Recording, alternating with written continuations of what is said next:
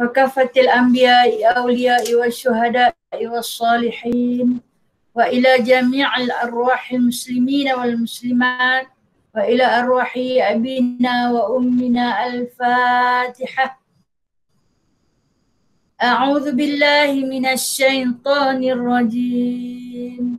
بسم الله الرحمن الرحيم. الحمد لله رب العالمين الرحمن الرحيم مالك يوم الدين إياك نعبد وإياك نستعين اهدنا الصراط المستقيم صراط الذين أنعمت عليهم غير المغضوب عليهم ولا الضالين.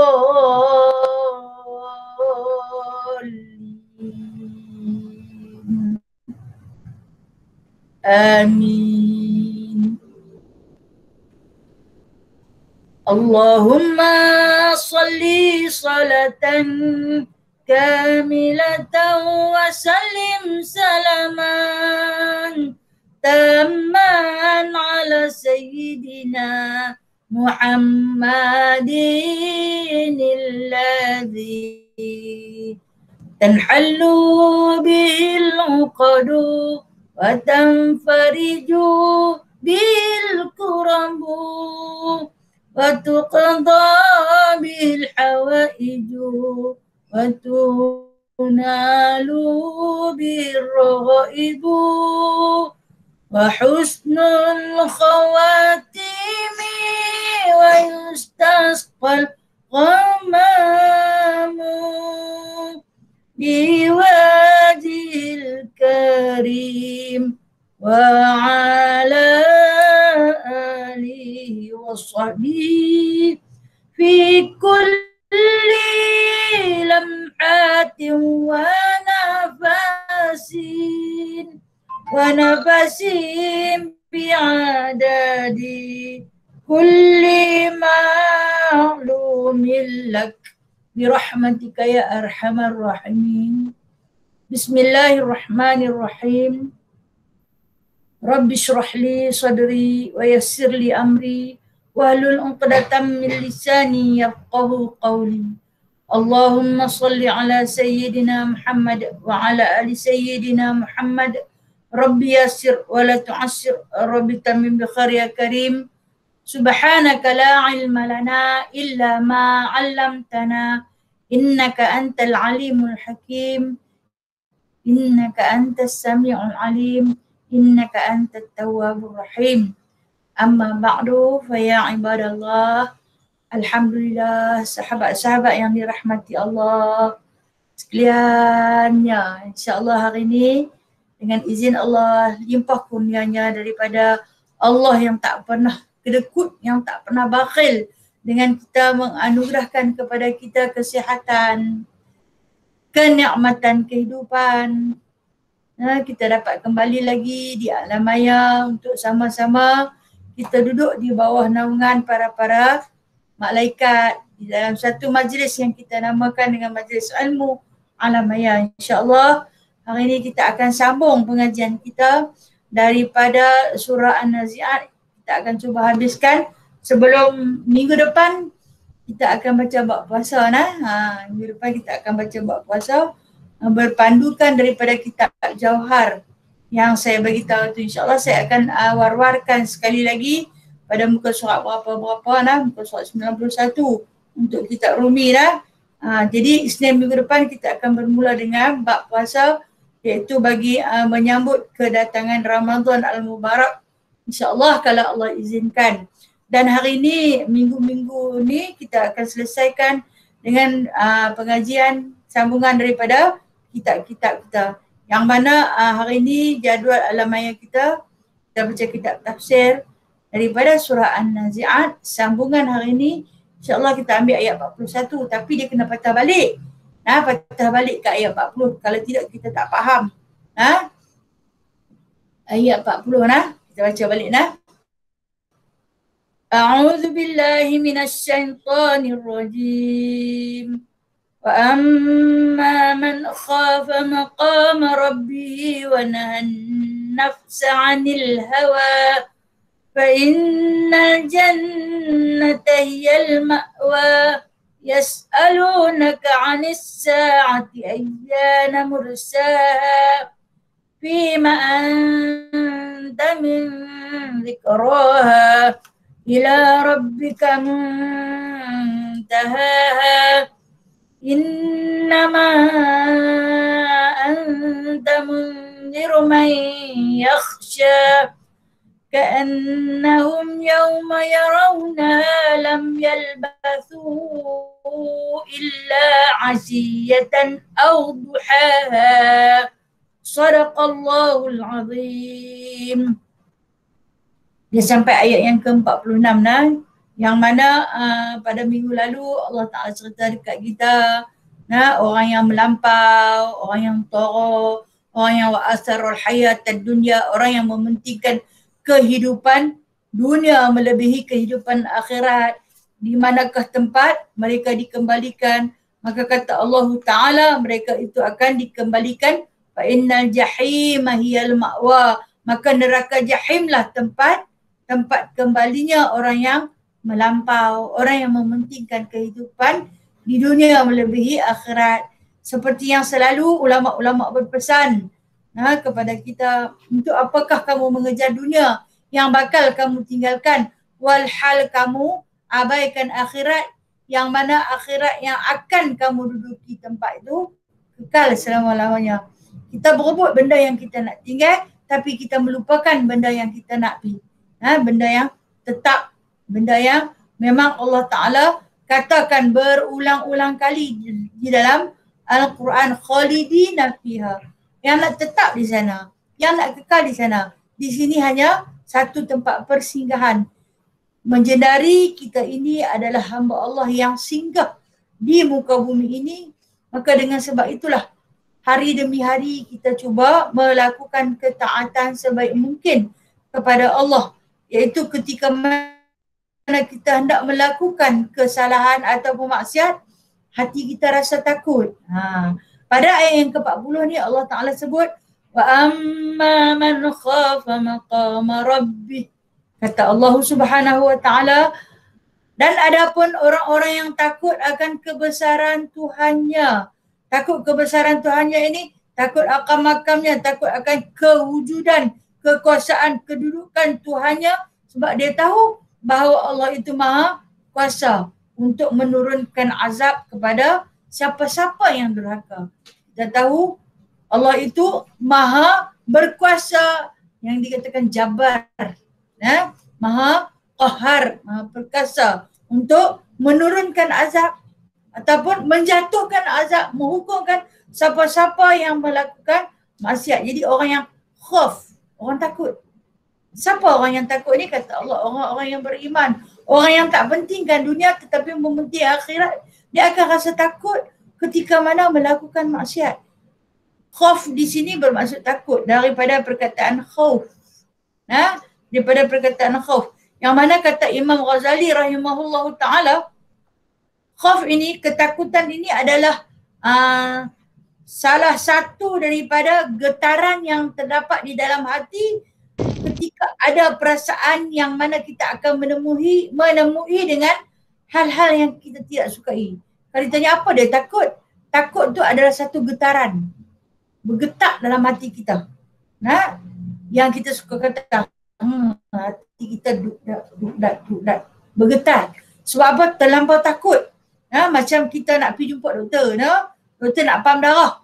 Kita tahu kita ni ada darah tinggi. Dia kata tak apa, bertenang makcik, bertenang makcik. Elok-elok dia pam naik. Macam apa? Kita dah rasa takut. Kita tahu kita ada penyakit tu. Berbeza dengan orang yang dia tahu dia tak ada. Jadi dia relax, dia lebih boleh bertenang. Sebab tu bila kita baca Quran secara ramai-ramai, kalau kita tahu di situ ada orang yang pandai, hati kita ni dandan jadi dudak. Takut pasal apa? Kita tahu banyak kesilapan di dalam bacaan kita. Bila kita buat silap, kita rasa takut. Itu ciri-ciri orang yang beriman. Jadi dia tak mau buat silap. Nah, dia tak mau buat silap. Tu kata Imam Al-Ghazali rahimahullah ta'ala, orang yang khauf ini adalah orang yang menuju ke arah ketakwaan. Dia akan menjaga diri dia agar tak jatuh ke lembah maksiat. Nah, sebab apa? Dia tahu maqam Rabbi. Maqam Allah Ta'ala, kedudukan Allah Subhanahu Wa Ta'ala itu tersangatlah agungnya. Bahkan Allah Ta'ala itu boleh menjatuhkan azab kepada orang-orang yang melakukan penderhakaan. Nah, jadi orang yang takut ini akan mengerjakanlah segala perintah Allah Subhanahu Wa Ta'ala dan akan cuba sedaya upaya untuk tidak melakukan sebarang perbuatan yang dilarang oleh Allah. Bahkan kata Allah, wa nahan nafsa 'anil hawa, dan dia juga akan mencegah dirinya, naha, daripada perkataan nahi, halang. Dia juga akan menghalang dirinya, mencegah dirinya daripada anil hawa, pengaruh hawa nafsu. Kita tahu pengaruh yang paling kuat yang terdapat di dalam diri kita adalah hawa nafsu. Nafsu yang tidak pernah kenyang. Nafsu yang tidak pernah puas dengan segala apa yang Allah Ta'ala bagi. Dia tak pernah cukup. Apa yang dia pandang kepada orang lain adalah satu nikmat dan dia tak ada nikmat tu. Dia nak kepada nikmat tu. Itu nafsu.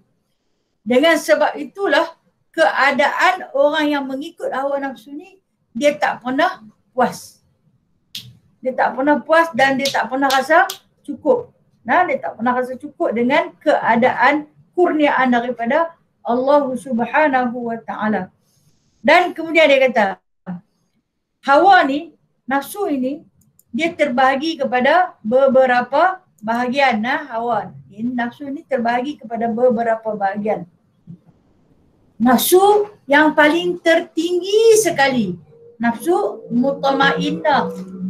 Ini dimiliki oleh para nabi, para rasul, wali-wali Allah, sahabat-sahabat Rasulullah. Mutmainnah, jiwa yang tenang, yang mana di dalam diri mereka yang ada yang mereka fokuskan adalah semata-mata kerana Allah. Apa juga perbuatan yang mereka lakukan kerana Allah. Tidak dikeranakan dengan manusia, tidak dikeranakan dengan makhluk atau kesian dan sebagainya. Tapi segala perbuatan mereka itu ikhlas kerana Allah. Itu yang disebut sebagai nafsu mutmainnah. Nafsu yang paling unggul. Kemudian yang kedua, nafsu lawamah. Nafsu lawamah ini biasanya ada pada orang awam. Bila disebut orang awam ni siapa? Kita lah orang awam. Yang mana tingkatan nafsu kita ni boleh kita bendung, kadang-kadang kita boleh bendungkan dia. Kita bendungkan dia. Sabarlah, jangan duk beli. Sabarlah, jangan duk marah kat orang. Sabarlah, wahai nafsu. Dan kadang-kadang kita tak boleh sabar. Itu lawamah. Yang ni tak bagus. Tak bagus. Macam kita ada ke bagus? Tak bagus. Kita selalu kata kita tak baik. Dalam kita membendung nafsu kita ni, dan kadang-kadang terlepas juga. Dia nak buat juga yang tak boleh tu. Yang orang tak bagi tu dia nak buat juga. Itu lawamah. Ada kebaikan, bukanlah jahat semua. Ada kebaikan dia. Dalam kebaikan dia tu dia ada campur. Bercampur dengan keburukan dan kejahatan. Di samping dia menunaikan ketaatan kepada Allah, dia juga melakukan maksiat dan juga kejahatan. Itu lawamah. Dan kemudian nafsu yang paling buruk sekali, nafsu amarah. Yang ni nafsu amarah ni ikut sungguh-sungguh telunjuk syaitan. Turut sungguh-sungguh. Jadi kata anil hawa. Hawa ni nafsu. Nafsu yang ada di dalam diri setiap manusia. Kalau ada nama manusia tu jangan kata tak ada nafsu. Ada. Yang mana dia turut sungguh-sungguh. Apa juga yang diberitakan tentang kenikmatan yang bersifat sementara semua dia maaf. Tak apalah. Buat bila tumpah hidup. Dia duk kata esok mati tak lebat dah. Kalau kata marah ni berdendam, nak pergi balas. Seboleh mungkin dia akan usahakan untuk membalas dendam daripada kemarahan dia. Itu amarah. Kalau kata dia nak makan, dia akan makan. Walaupun dengan harga, dengan nilai harga yang tak berpatutan. Tak boleh diterima di akal. Tak apa, itu amarah. Kalau dia nak beli barangan, dia nak beli barangan, walhal orang kata tang sana dapat murah, tak apa, aku tak kisah. Itu amarah. Kalau dia marah kat orang, tak ada fikir banyak, dia ambil tindakan-tindakan yang tak sepatutnya tanpa ada rasa sabar. Itu juga amarah. Kita tahu amarah ni adalah satu nafsu, satu perangai yang akan dia bertindak mengikut kata hati. Sebab tu ada pepatah mengatakan ikut hati mati. Ikut hati mati. Ikut nafsu lesu. Ikut badan binasa. Lagu tu lah. Dalam tu ikut juga. Dalam kita tak mahu tu ikut juga. Dan bila mana Allah Ta'ala menyebut sedemikian itu orang yang takut kepada Allah. Orang yang takut kepada Allah, takut kepada keagungan Allah, orang yang menghalang diri dia daripada mengikut hawa nafsu, tang mana tempat dia ni. Fa inna jannatahiyal ma'wa. Kata Allah Subhanahu Wa Ta'ala, maka sesungguhnya jannah. Jannah ni apa dia? Syurga. Kalau jinnah, jin. Tukar baris ya. Jinnah bermaksud jin, kalau jannah bermaksud syurga. Kata Allah, maka sesungguhnya syurga itu ialah ma'wa, tempat untuk kembalinya. Satu tempat yang amat kita idam-idamkan, yang kita teringin sangat. Teringin sungguh-sungguh ketika mana dihidangkan melalui ayat-ayat Al-Quran. Allah Ta'ala cerita dalam surah Ar-Rahman kan, untuk orang yang waliman khafa famarabi jannatan. Dan untuk orang yang takut khaf. Orang yang takut kepada Allah, Allah nak bagi apa? Jannatan. Iaitu 2 syurga. Bukan Allah Ta'ala bagi 1. Allah Ta'ala bagi syurga 2. Fihima ainani tajriyan. Dalam 2 syurga tu ada 2 mata air yang akan mengalir. Bukan mengalir pelan, tapi air sungai. Bukan macam sungai di dunia yang penuh dengan sampah sarak dan pencemaran. Tetapi sungai yang akan mengalir di dalam syurga itu, sungai yang dikatakan madu yang disaringkan, susu yang putih, mengikut apa yang kamu nak minum. Dengan alirannya yang sejuk, dengan suasananya yang indah, jannatahil ma'wa. Syurga ma'wa juga disebut. Syurga tempat dikembalikan. Kan kata Allah lagi dalam surah Ar-Rahman. Surah Ar-Rahman ni kalau kita baca, bacalah sambil senyum. Sebab dia menceritakan tentang kebahagiaan semua. Sampai habis. Yang mana disebut di situ dia kata muttaqiina ala furushim. Orang-orang yang duduk dalam syurga, yang orang-orang yang takut, yang khauf ni, yang duduk dalam syurga, yang ada dapat seorang 2. Banyaknya. Dapat seorang 2 mahligai. Dia kata mereka itu akan duduk muttaqiina ala furush. Duduk di atas singgasana yang tinggi-tinggi. Yang mana dia kata batainuha min istabrak, tempat sandak belakang tu, bantal tempat dia bersandak di belakang tu diperbuat daripada istabrak. Apa dia istabrak ni? Sutera yang berwarna hijau. Itu nikmat daripada orang yang khauf, kata Allah. Liman khafa maqama rabbih. Orang yang takut kepada Allah. Yang menjaga nafsu dia. Jangan turut lawan nafsu. Syurga itulah yang akan diperolehi. Dihabakkan dalam tu ada banyak buah. Buah tu dia kata, fihima min kulli fakihatin zawjan. Dia ada buah yang berpasang-pasang. Kita mana pernah tengok buah berpasang-pasang. Kita tengok buah kembang-kembang tu. Buah yang berpasang-pasang ni, buah ni dah sedap. contoh yang disebutkan nakhlun wa rumman. Allahumma salli ala sayyidina. Buah kurma dan buah rumman, buah rum. Masya Allah, subhanallah, delima. Pandai Kak Rasmah. Buah delima dan juga buah kurma yang duduk secara berpasang-pasang. Kalau kata tak puas satu, boleh makan lagi satu. Untuk siapa? Untuk orang yang takut kepada Allah. Allah Ta'ala sebut, nak bagi syurga tu. Itu disebut dalam ayat ni. Fa inna jannata hiyal ma'wa. Masya Allah. Kita lah ni kalau kita melintasi rumah-rumah banglo 2-3 tingkat, 3 tingkat lah. Dengan hiasan pagar dia, dengan hiasan dalaman dan luaran dia.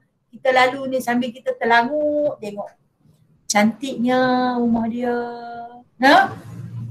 Mungkin aku tak akan memperolehi rumah secantik tu dengan tidak kemampuan kita. Tapi ada satu perasaan di dalam hati kita, insyaAllah di syurga dapat. Bila kita tengok mungkin aku tak dapat dalam rumah ni.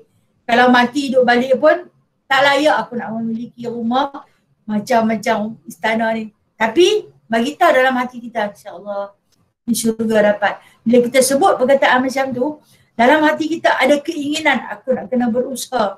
Aku nak kena menahan nafsu aku. Aku nak kena lebih giat lagi beribadah kepada Allah. Sebab Allah Ta'ala janji untuk menganugerahkan kepada orang yang takut kepada Allah itu adalah syurga. Memanglah kalau nak tengok daripada umur kita, dengan nak kerja pun tak apa nak boleh dah ni adalah agak nak kata mustahil, tak patut sebab tidak ada benda mustahil bagi Allah. Mana nak tahu kok esok ni umur 70, 80 tengok-tengok dapat istana seorang sebiji. Kan? Dia kata, dulu Ustazah kata mustahil, tengoklah ni kami dapat istana seorang sebiji di dunia. Kan? Tapi katalah dari segi adat ni rasa memang tak layak dah lah kita nak memiliki istana seorang sebiji. Tapi yakin pada diri, pada nafsu yang kita duk palu hari ni, kita duk palu nafsu. Apa maksud kita palu nafsu ni? Kita dera dia. Tak ikut sangat. Tak usah duk turut sangat lah kata hati tu. Nafi lah setengah, sabar lah, reda lah, rela lah. Tu. Kita duk palu nafsu. Dia kalau nak ikut dia nak buat lah apa yang dia nak buat. Tapi kita ni yang ada iman, kita sekat dia. Kadang-kadang yang sampai nak tidur malam tak apa nak boleh lena tu pasal tu. Nak dah fikir lagi tak puas hati aku, lagi tak boleh lena. Tapi kita sekat dia. Orang ni orang yang takut. Orang yang takut pada Allah, insya-Allah adanya jannatahiyal ma'wa. Tak apa tak dapat di dunia. Dapat di dunia pun rosak elok macam mana pun kita tengok sekali panggil orang mai renovation, bumbung tirai, kan, kolah pecah, lantai retak, dinding retak, tapi kalau jannatahiyal ma'wa, syurga Allah Ta'ala ni tak ada payah siapa dah bawa tangga main dah kerabat dinding, tak ada payah siapa dah tunggu jadi pagar di depan, semua ada para malaikatnya yang akan menunggu. Okey, itu penerangan Allah tentang surah An-Nazi'ah ni. Kalau hampa buat jahat, kalau hampa melampau, jahim tempat hampa. Kalau hampa buat baik, kalau hampa takut kepada Allah, kalau hampa taat kepada Allah, hampa jangan turut hawa nafsu hampa, jannahlah tempat hampa. Itu penerangan Allah Ta'ala kepada kita. Dan kemudian habis, selesai cerita bab tu. Ayat yang ke-42 ini Allah Ta'ala sebut lagi. Berulang-ulang kali disebut oleh Allah Ta'ala yang kita boleh faham di dalam surah Al-Mulk. Allah Ta'ala sebut. Di dalam surah Sajadah Allah Ta'ala sebut. Ini di antara surah-surah yang masyhur, yang mana selalu kita baca di atas saranan para asatizah kita. Jangan kamu tidur selagi kamu tidak membaca surah Mulk, surah Sajadah, surah Waqi'ah, surah Ar-Rahman, surah Hasyr, ataupun kita boleh ambil surah Dukhan, di antara 5 surah yang paling masyhur, yang mana di dalam surah-surah tersebut ada disebutkan tentang persoalan orang-orang kafir kepada baginda sallallahu alaihi wasallam. Yang mana kata mereka yas'alunaka 'anis sa'ati ayyana mursaha. Mereka akan bertanya kepada engkau wahai Muhammad, kata Allah. Wahai Muhammad, dengarlah. Orang-orang kafir akan bertanya kepada engkau berkenaan 'anis sa'ah. Sa'ah di sini bermaksud kiamat. Tanya orang tak jawab. Akan ditanya dari hal kiamat. Ayyana mursaha. Bila nak kiamat ni? Hang nak cerita tentang kiamat, hang cerita tentang mahsyar, hang cerita tentang azab neraka, hang cerita tentang nikmat syurga. Bila nak kiamat ni? Dia bertanya, kalau kata betul lah kiamat itu datang, bila? Hari apa? Kalau kita tengok di dalam surah Kahfi, di antara salah satu persoalan tak boleh masuk. Mama boleh masuk tapi suara tak dengar je lah. Sound dah buka habis. Ada yang tak dengar ke? Ada yang tak dengar ke? Memang tak dengar. Tak dengar. Pelan. Oh, semua tak dengar ke? Pelan. Pelan Ya. Okey. Alhamdulillah, Haji dengar je Ustazah. Dengar elok je. Dengar. Dengar elok je. Betul tak? Elok je dengar. Kak Ella dengar. Kami okey. Loud and clear. Minta maaf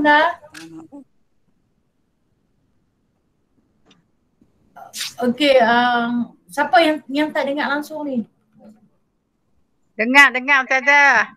Alhamdulillah. Kami tak dengar. Ada yang tak dengar tu?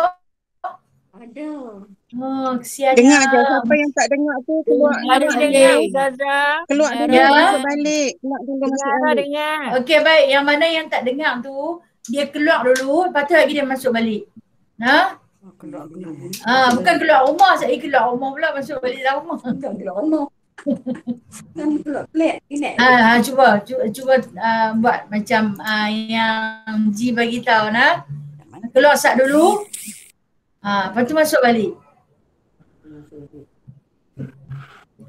Okay, minta maaf pada yang tak dengar tu, mohon maaf. Saya pun tak tahu nak buat macam mana, daripada jauh pun tak kerti. Kalau duduk dekat pun saya tak pandai sangat bab-bab ni bukan bidang saya Okey, baik saya sambung balik Saya sambung balik tentang persoalan demi persoalan yang diajukan oleh orang-orang kafir kepada baginda sallallahu alaihi wasallam berkenaan dengan mata sa'ah.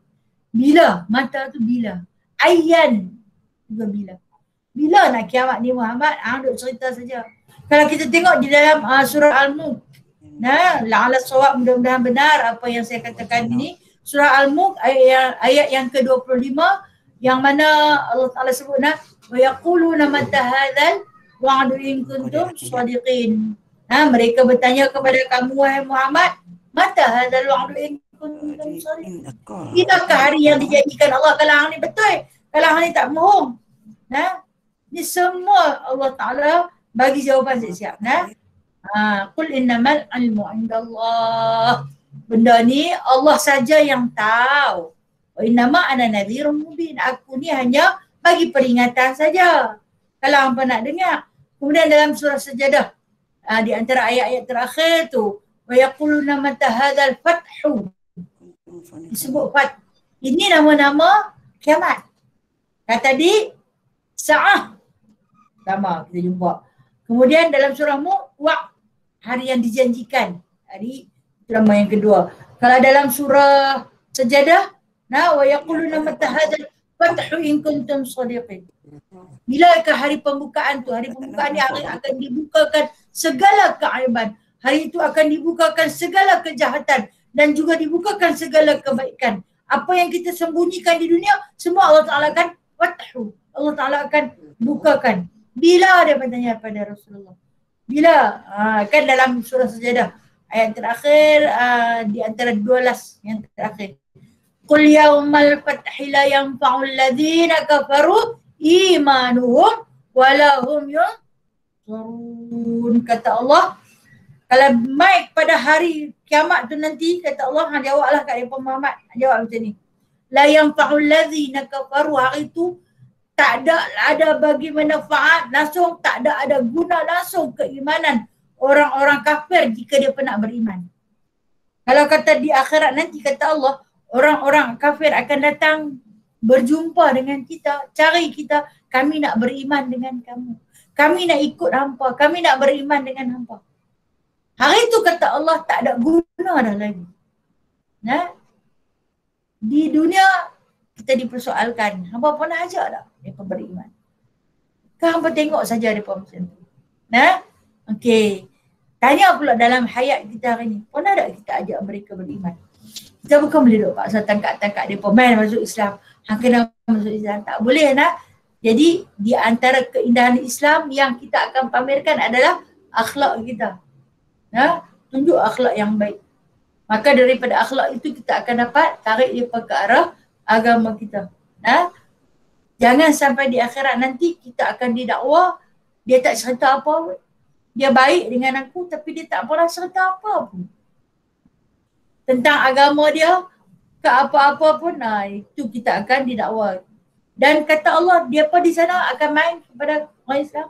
Habaq, kami nak beriman dengan kamu. Nah, walahum yunsurun, dan mereka itu takkan diberi peluang. Allah Ta'ala takkan bagi peluang. Hari ni duk tunggu bila nak kiamat. Dia pemain pada Rasulullah, dia mengejek-ngejek Rasulullah. Bila tu nak kiamat Muhammad? Hang ni duk cerita saja, duk riuh saja. Nak apa? Dunia ini akan kiamat. Dunia ni tempat persinggahan. Lama dah singgah sampai mati pun tak pergi mana duk tahun tu lagi. Tak jadi-jadi pun. Nah, dia mempermainkan, memperolok-olokkan baginda sallallahu alaihi wasallam dengan kata-kata bila nak kiamat, ayyana mursaha, bila nak jadi ni. Nah, kemudian Allah Ta'ala sebut fi ma anta min dzikraha, mengapa pula engkau akan menyebutkannya itu? Maksud dia tak payah jawab. Kalau orang tanya bila nak kiamat ni, macam kita lah ni, kalau ditanya bila nak kiamat ni, fima anta min dzikraha. Nah, tentu saja kata Allah, fima anta. Tentu saja, tak payah sebut. Tak payah jawab dekat dia. Pasal apa? Mana ada jawapan kat kita? Pasal apa pula kita nak kena jawab? Fima, pasal apa pula nak kena jawab? Kita tengok bila kita ditanya, kata nak kiamat, bila nak kiamat? Tak payah abang bila nak kiamat. Kita cuma boleh menyebut tentang tanda-tanda kiamat. Kan Nabi tinggal dekat kita kan banyak hadis-hadis berkenaan, bercerita tentang tanda-tanda kiamat. Salah satu di antara yang Nabi sebut iaitu berkenaan dengan fitnah yang berlaku kepada kaum wanita. Apa dia? Perempuan yang bertudung tetapi bertelanjang, memakai pakaian yang jarang, menampakkan bentuk tubuh badan, pakai tudung cantik sangat dah. Tengok baju jarang, nampak warna kulit, nampak lekuk-lekuk badan, ikut bentuk-bentuk badan. Cari kain tebal sikit dia pakai panas. Itu di antara tanda-tanda kiamat. Bertudung tetapi bubuh sanggul tinggi-tinggi, sanggup beli sanggul pakai. Udah nak bagi nampak sanggul tinggi. Kita tak tahu apakah perhiasan di sebalik tudung yang meletakkan sanggul itu bagi tinggi. Kadang tu ambil getah ni, ikat bagi banyak-banyak, dia tak beli sanggul tapi dia simpul dengan getah yang banyak untuk bagi nampak tinggi. Letak pula di atas kepala bagi tinggi lagi. Kan Rasulullah sebut seperti buah unta, celakalah mereka. Kalau kita pergi tengok di negara Arab, hari ni pun ramai di kalangan pemudi-pemudi dia yang memang mereka pakai tudung dengan jubah hitam, meleret tu sebenarnya pakai jubah hak meleret tu pun Allah tak suka. Dia kalau lebih daripada 2 kaki dah jadi haram. Kan meleret-leret tu kalau nak kahwin tu tak apalah, beda sari kan.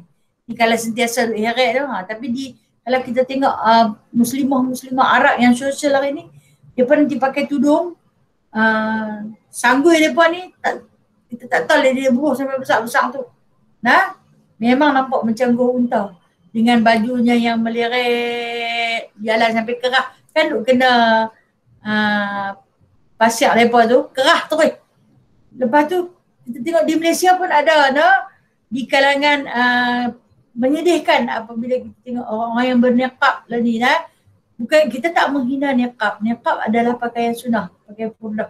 Tapi buat TikTok menari-nari, menari-nari di depan kamera. Lepas tu post pula, hantar merata orang tengok, muka tutup, pakai purdah.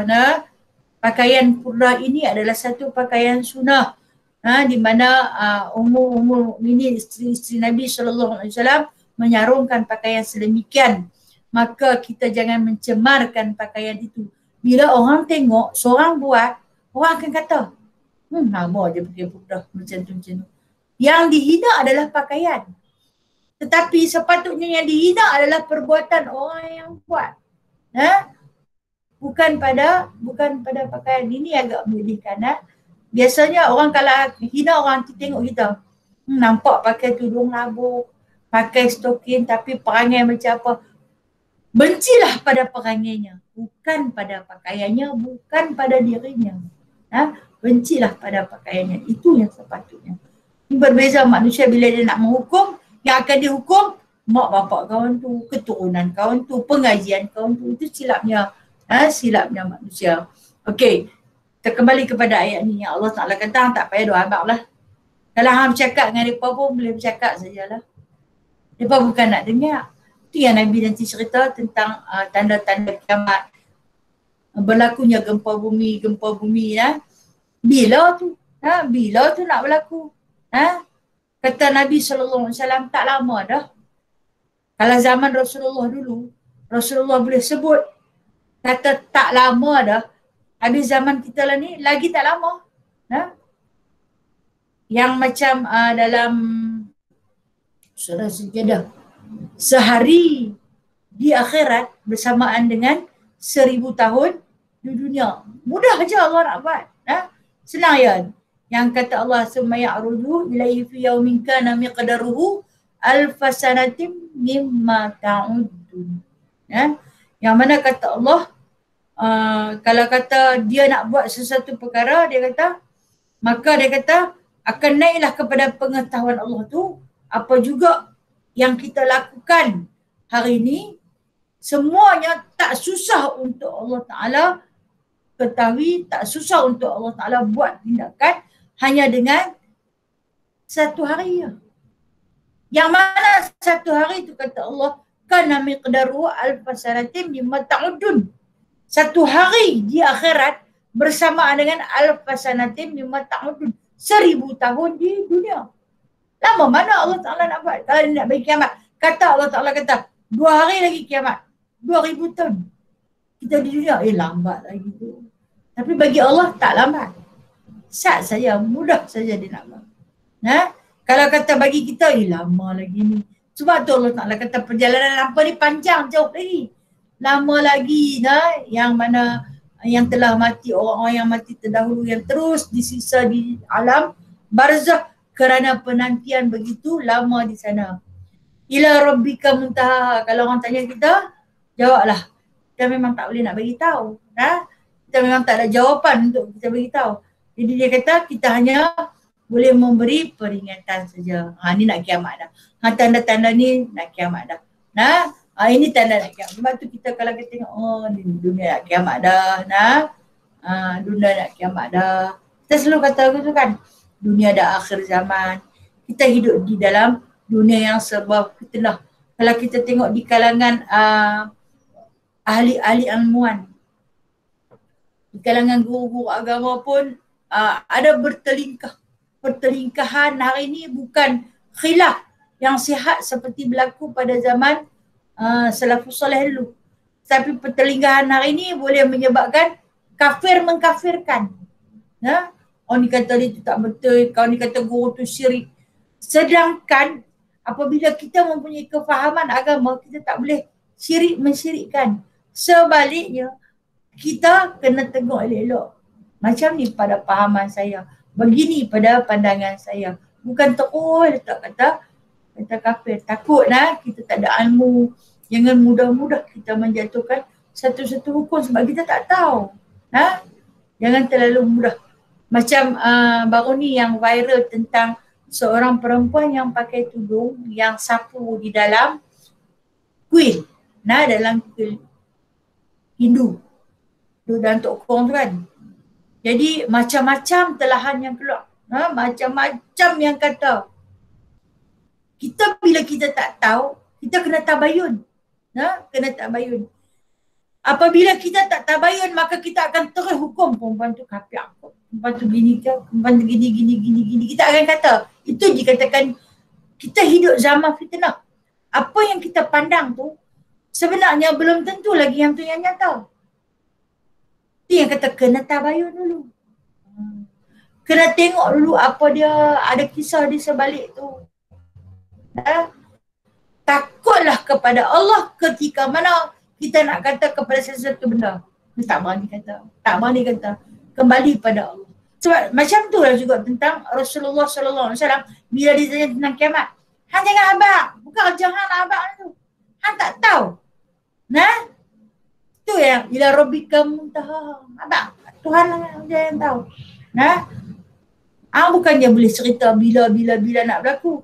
Kesudahannya balik kepada Allah. Itu yang kita jawab untuk mematahkan satu-satu hujah. Yang kita tak boleh jawab, kita kata wallahu a'lam. Senang. Ni wallahu a'lam. Yang betul hanya Allah yang tahu. Aku tak tahu. Kalau kata sekali lagi silap, orang akan bawa apa yang kita kata tu untuk di-forwardkan. Lah ni orang nak bawa perkataan tak payah keluar rumah no.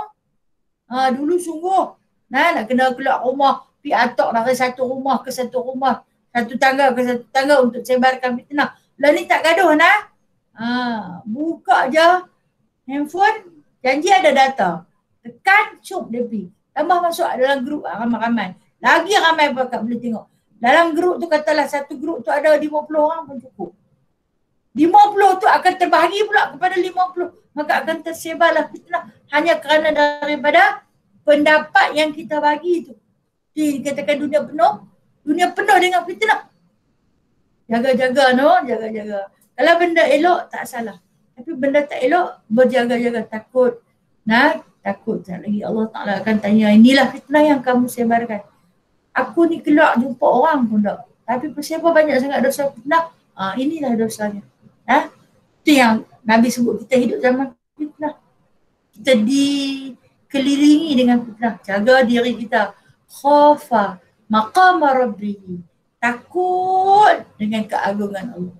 Bila takut dengan keagungan Allah, jangan mudah-mudah kita menuturkan perkataan yang berbau fitnah, bimbang kita balik pada Allah dalam keadaan muflis. Kosong. Punyalah buat susah payah. Tidur pun tak berapa nak cukup, sembang pun tak banyak. Tapi sayangnya dia rajin sebar fitnah. Jawablah. Kita jawablah pada Allah. Aku tak tahu ya Allah, berilah petunjuk pada aku. Innama anta munzir man yakhsha. Kata Allah kepada Rasulullah sallallahu alaihi wasallam, engkau ini tak lain hanyalah pemberi munzir, memberi ancaman. Kat siapa? Man yakhshaha, bagi siapa yang rasa takut. Orang yang dengar rasa takut, dia takutlah. Orang yang dengar rasa tak takut, alah cerita. Gila nak main. Dia duk cerita pasal neraka macam tu, pasal azab kubur macam ni, pasal balasan akhirat macam tu, pasal huru hara kiamat macam ni, pasal mahsyar macam ni. Bila nak main? Dia duk cerita saja. Ini ejekan yang diterima oleh baginda Nabi SAW. Kita sebagai hamba Allah, kita tahu cerita. Walaupun orang meluk nak dengar, sampaikan kepada mereka berita yang berisi tentang khabar-khabar yang menakutkan. Untuk siapa? Untuk orang yang yakhsha, orang yang dengar, yang rasa takut. Ada yang dengar tak rasa takut, cerita tentang azab dan siksa yang akan diterima di hari kiamat nanti. Yang mana diceritakan oleh baginda sallallahu alaihi wasallam, manusia itu terlalu lama berada di mahsyar sehingga akan mereka lemas di dalam lautan peluk mereka sendiri. Kerana terlalu lama duduk di mahsyar, menanti seorang demi seorang yang akan dihitungkan. Kita duduk di dalam kesesakan lalu lintas, jam jalan, tak boleh jalan. Kita nampak kereta berduyun-duyun bersusun-susun. Duduk dalam kereta ada aircon, tapi kereta tak boleh jalan. Kita boleh duduk, gelisah dah. Gelisah sangat-sangat dah padahal dalam aircon. Bukan kita yang memandu, orang lain yang memandu. Kita duduk di belakang, nak lena pun boleh lena. Tu pun kita tak boleh duduk lah. Pasal apa? Alah, awak jalan jam ni. Tak boleh ke pikuk lain. Pasal apa main ikut sini? Pasal apa jadi macam ni? Kita dah pun gelisah. Sedangkan ada dah makanan dalam tu. Allah Ta'ala uji sikit rasa nak terkencing. Pergi cari pula botol-botol mineral kosong, kencing lah dalam tu. Ada juga tempat nak qada hajat. Nah, pasal itu kemudahan yang Allah Ta'ala bagi. Pun kita tak boleh tunggu. Dalam suasana tu, apatah lagi kita akan berhimpun di dalam satu kumpulan yang begitu besar. Seluruh manusia yang mati daripada zaman Nabi Allah Adam dulu sampailah kepada hari kiamat nanti, seluruh manusia itu akan dihimpunkan pada satu tempat. Kemudian nak hitung seorang-seorang. Lamanya. Kata Allah Ta'ala, untuk orang yang suka, orang yang bahagia, orang yang takut kepada Allah, dia rasa tak lama. Dia dulu. Tapi bagi orang yang banyak salah, orang yang mempermainkan hukum Allah, orang yang melakukan maksiat yang tunggu lama.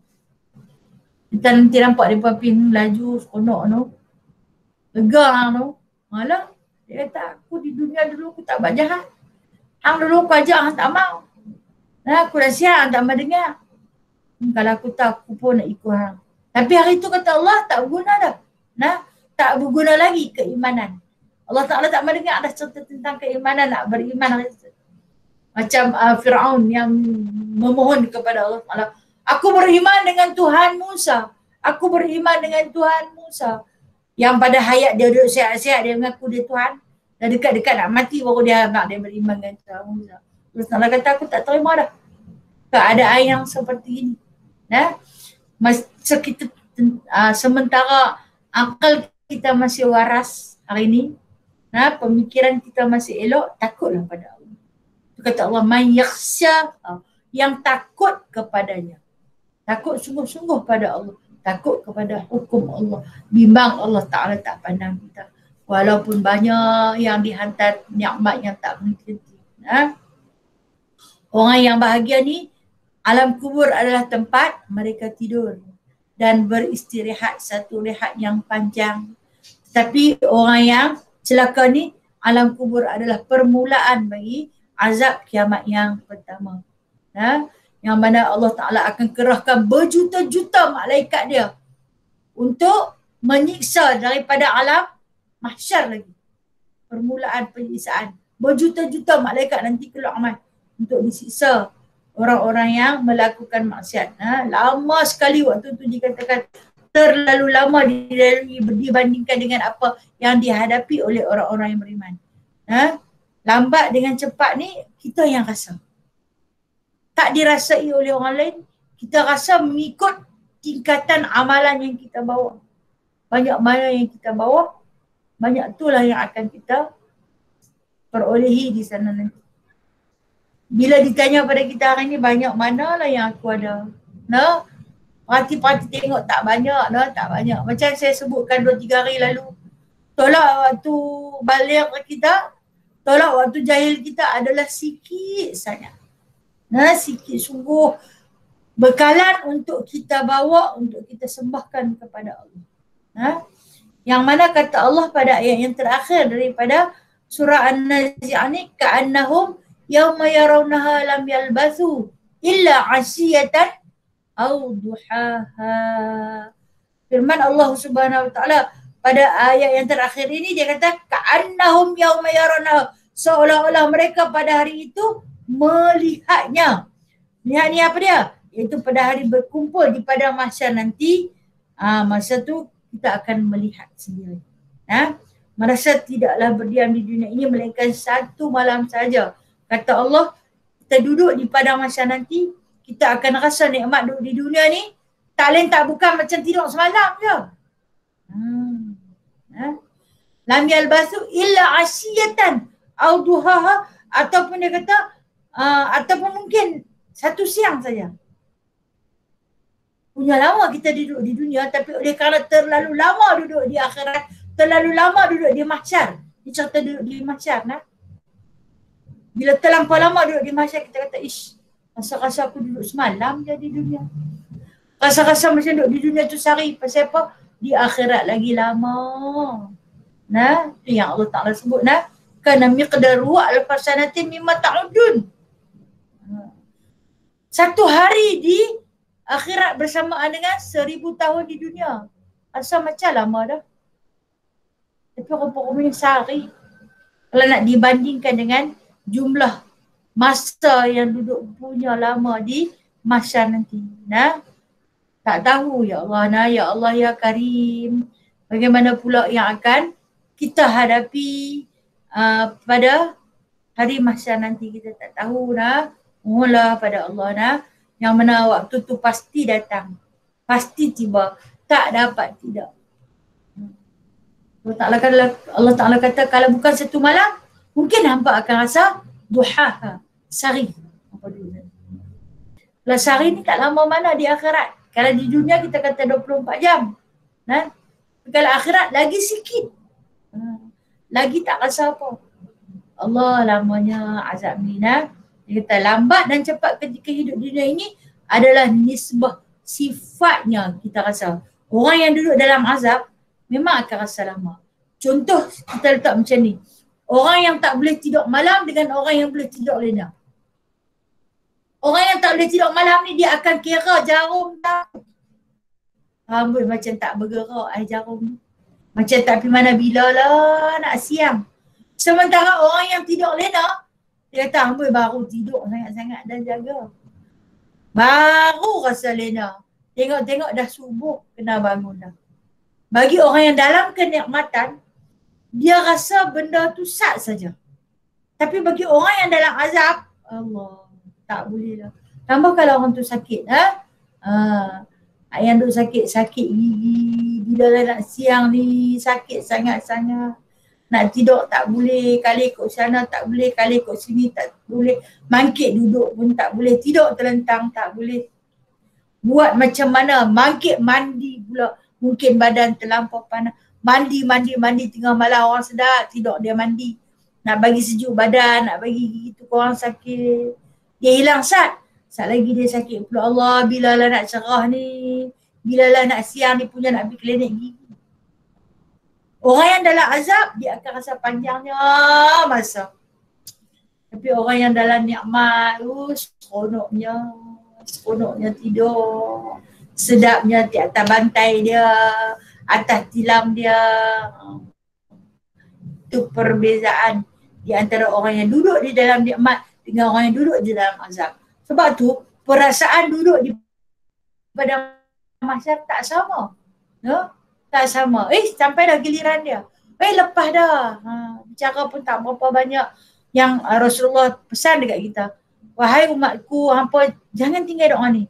Allahumma hasibni hisaban yasira. Allahumma hasibni hisaban yasira. Allah hisablah aku dengan hisab yang mudah. Tak salah duk korek banyak-banyak.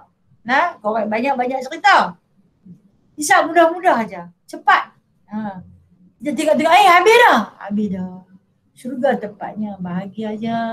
Nah, bahagianya dia nak duduk ashabul yamin. Ini orang tolak ke kanan, Masya Allah. Tu yang bila baca tentang ni, sahabat Nabi SAW, Sayyidina Umar Al-Khattab menangis. Ya Rasulullah, Ya Rasulullah. Ada disebut di dalam hadismu, satu Umar yang akan dilempar ke dalam neraka. Adakah Umar itu dimasukkan dengan namaku? Sebab dia nama Umar yang disebutkan iaitu Abu Jahal. Yang namanya adalah Umar juga. Rasulullah kata tidak, dia bimbang, menangis dia bila dia fikir mungkin satu Umar tu adalah aku. Kita ni jangan kata duk syok nak ke syurga sahaja. Sesungguhnya kita tak tahu kalau sehebat Umar Al-Khattab yang dijanjikan syurga pun menangis selalu takut ke sana tempatnya. Kalau Sayyidina Abu Bakar As-Siddiq selalu menangis kerana takutkan Allah Subhanahu Wa Taala, takut Nabi tak sayang kat dia, takut Nabi lupakan dia. Apatah kita. Rasulullah tu punya sayang dekat Sayyidina Umar Al-Khattab, Sayyidina Abu Bakar As-Siddiq, dia sayang kepada kedua-dua sahabat tu sehingga Allah mengizinkan kedua-dua sahabat itu menemani baginda di alam barzah yang ketika ini berada kedua-dua sahabat yang dicintai oleh Rasulullah sallallahu alaihi wasallam menemani di dalam raudhah. Pun punya menangis apatah kita yang nak masuk raudhah pun terhalang. Tambah lagi yang kata nak masuk raudhah nak pergi ziarah Madinah pun tak boleh, kan? Macam manalah nak duduk dekat dengan dia, ya Allah, hinanya kami di sisimu. Tang manalah kedudukan kami di sisi baginda sallallahu alaihi wasallam. Kalau tak dapat menyentuh, dapat menatap pun jadilah yang seperti mana alunkan oleh pensyair Arab. Kalau tak dapat menyentuh, memadailah memandangmu dari jauh. Tengok kok jauh pun jadilah. Cahayanya akan bersinar di mahsyar nanti ketika berada di perutnya, di telaganya. Walaupun ada berjuta-juta malaikat yang Allah Ta'ala utuskan untuk diberi minum daripada Haud Kausar, yang mana apabila diminumnya telaga Kausar, air daripada telaga Nabi SAW itu terhenti rasa dahaga untuk selama-lamanya. Takkan rasa dahaga. Berpusu-pusu manusia yang beriman, yang beramal soleh akan duduk di situ. Dan Nabi SAW akan cedok ayat itu dengan tangan baginda meraihkan tetamu-tamu Haud Kausar di sana nanti. Kita nak jadi tetamu tu, tapi pandang kepada tingkatan amal yang tak banyak mana, layakkah kita di sana? Jadi satu sifat yang melayakkan kita untuk duduk bersama dengan para sahabat, duduk dengan Nabi SAW, iaitu sifat khauf, takut kepada Allah. Bila kita takut kepada Allah, kita takkan buat perkara dengan melampau, dengan sewenang-wenangnya. Sebaliknya sentiasa beringat, tak boleh ni, Allah marah. Tengah nak buat, tak boleh, Allah Ta'ala tak bagi ni. Jangan buat, yang tu tak boleh, haram. Kita jadi rasa takut sebab kita sedang diperhatikan. Jadi sama-samalah kita berdoa kepada Allah Subhanahu Wa Taala yang kita tak tahu nasib kita di sana nanti. Hanya kepada Allah lah kita berlindung daripada kemurkaannya.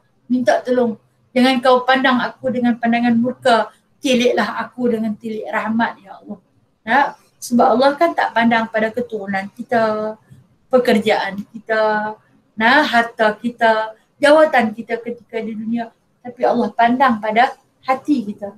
Segala kerja hati kita ini bermula daripada di dunia yang akan kita bawa di akhirat nanti. Wallahu a'lam. Habis, selesai surah An-Nazi'at. InsyaAllah satu perincian yang hebat yang Allah Ta'ala ajak kita sama-sama berfikir. Kalau Allah Ta'ala bagi kat kita rezeki, kita akan terjemahkan surah Abasa. Surah Abasa. Abbas, muka masam. InsyaAllah Ta'ala. Baik, saya buka soalan pada sahabat-sahabat untuk bertanya. Ada kemuskilan, silakan. Waalaikumsalam. Ya, siapa tu? Kak Ana Jamil. Ya, Kak Ana. Kak Ana nak tanya lah. Macam mana kita nak tahu taubat kita diterima Allah? Dan lagi satu, kita bertaubat, tapi pasal apa kita masih nak macam marah-marah, nak pentingkan diri? Minta penjelasan Ustazah. Baik, terima kasih Kak Ana. Kita nak tahu macam mana taubat kita diterima Allah. Baik, ada beberapa bab yang telah pun diturunkan oleh baginda sallallahu alaihi wasallam. Macam mana kita nak tahu taubat kita ni Allah Ta'ala terima? Yang pertama, kita tak mau dah buat benda tu. Kita tak teringin dah nak ulang benda tu. Kira kita dalam hati kita tak rasa nak patah balik buat dah benda tu. Itu taubat yang diterima. Dan yang mana yang kedua ni, taubat yang diterima, tanda Allah Ta'ala menerima taubat kita, hati kita rasa tenang. Kita tak rasa nak balas balik dekat dia. Orang buat pilah dekat kita macam mana pun, kita tak rasa nak balas balik dekat dia tentang apa yang dilakukan pada kita. Dan kemudian taubat kita diterima ni, kita tidak ada keinginan langsung, Kalaulah satu ketika dulu, kita mungkin seorang perempuan yang meninggalkan solat. Bila ni takut bila tak sembahyang. Bila main masuk waktu, hati dah gelisah. Itu taubat yang diterima. Lala ni kalau kita tak sembahyang, tak boleh ni, dah pukul 5 lebih aku tak solat asar lagi ni.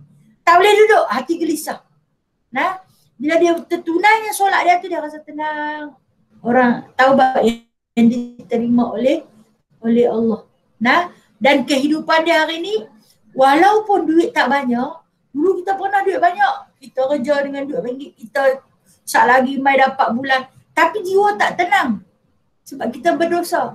Tapi hari ni alhamdulillah. Banyak mana pun alhamdulillah ya Allah. Besarnya nikmat. Malahan rasa syukur itu berganda-ganda. Itu tanda taubat yang diterima oleh Allah. Apa juga musibah yang menimpa, kita semua kata, ini datang daripada Allah. Itu taubat yang diterima Allah. Dia tak marah kat orang lah. Dia tak kata ni kerana dia tu lah. Ni hang lah punya pasal dah.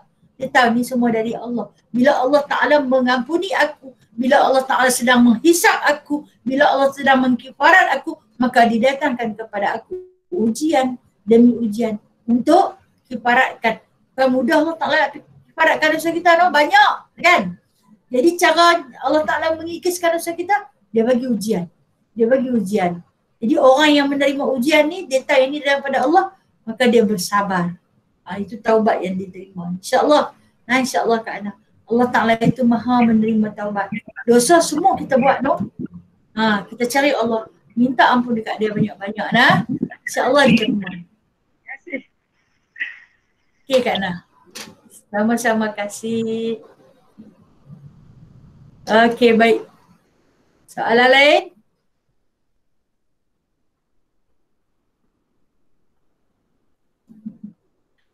Ada soalan lain?